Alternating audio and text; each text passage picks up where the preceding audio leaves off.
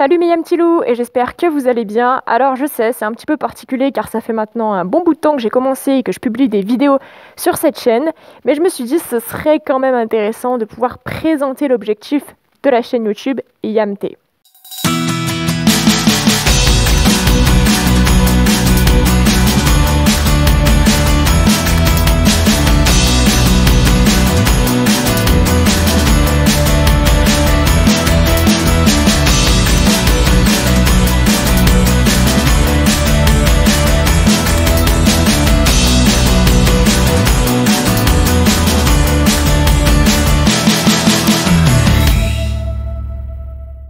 Pour moi, l'objectif est très simple et très clair.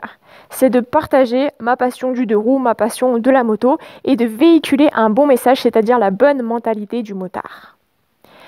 Tout simplement, donc à travers mes vidéos, à travers des partages, à travers des séries, à travers des blabla comme on peut faire actuellement.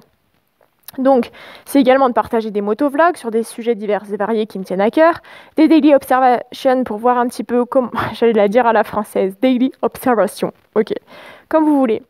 Sinon, on peut la faire en espagnol, c'est comme vous voulez.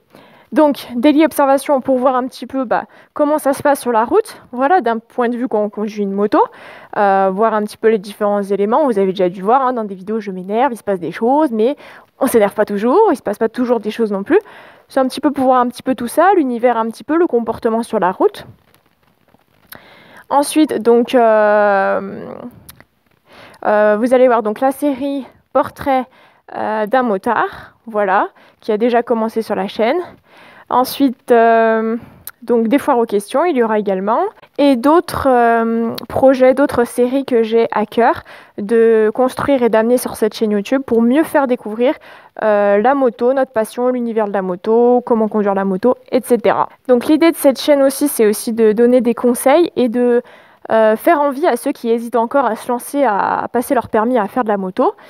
Donc voilà, moi j'ai décidé, et c'est ça qui fait aussi, je pense, je crois, l'originalité de la chaîne YouTube, c'est que, en fait, j'ai lancé les vidéos en même temps que j'ai lancé le projet de commencer la moto.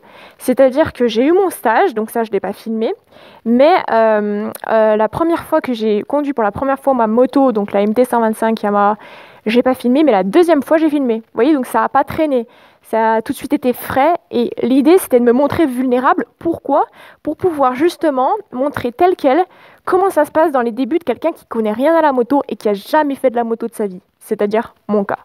Et je pense que ça peut être aussi une source d'inspiration dans le sens où les gens qui ont peut-être cette peur-là, et elle est tout à fait légitime cette peur-là, parce qu'en deux roues, il y a quand même un peu plus de risques, et c'est d'appréhender cette peur-là et de voir ensemble comment se passent les débuts finalement dans la vie d'un jeune, enfin là en l'occurrence d'une jeune motarde débutante, tout simplement. Et c'est pour montrer que, vous voyez, j'ai pris des chutes et il existe des motards, je pense, qui n'ont jamais pris de chute.